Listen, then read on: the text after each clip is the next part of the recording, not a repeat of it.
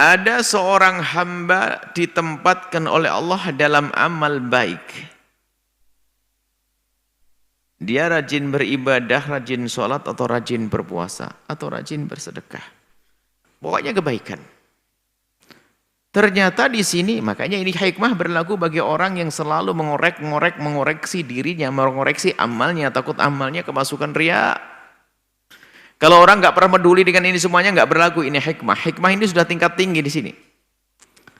Jadi orang yang sudah biasa beramal baik sekarang ingin membersihkan amalnya supaya tidak kemasukan bab-bab atau riya yang menjadikan sebab amal itu ditolak oleh Allah.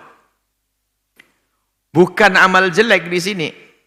Kalau amal jelek nggak usah dipikirin, ditinggalkan langsung. Tapi ini sebuah kebaikan yang Allah berikan atau sebuah kebaikan yang ada di hadapan kita atau yang tengah kita lakukan harus kita pikirkan. Di saat kita melakukan ini benarkah karena Allah atau tidak? Kalau ini benar karena Allah, maka ketahuilah ujung yang bisa dilihat akhirnya nanti memang karena Allah, untuk akhirat. Biarpun kelihatannya ibadah, tapi kalau bukan karena Allah, nggak akan diterima oleh Allah. Dan alangkah banyaknya orang semacam itu. Kelihatannya sujud rukuk melakukan ibadah, tapi yang diinginkan adalah sanjungan dari manusia. Ujung-ujungnya adalah nggak berguna. Nataijnya nggak ada, hasilnya nggak ada. Gambarannya dalam hal ini adalah seperti istikharah yang pernah diajarkan Rasulullah. Istikharah itu bagaimana sih? Yang mau menikah misalnya istikharah. Istikharah yang mau menikah atau melakukan suatu perbuatan itu tentunya adalah kalau kita mau mengistikharai seseorang itu.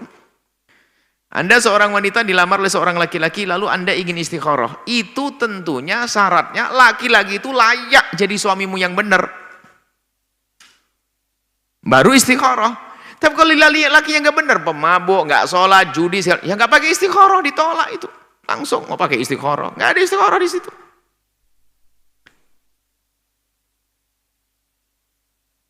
Nah, istikharah itu pasrah kepada Allah kan begitu.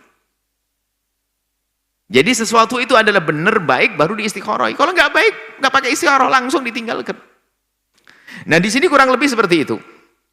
Jadi amal baik yang kita lakukan pun ternyata harus kita koreksi.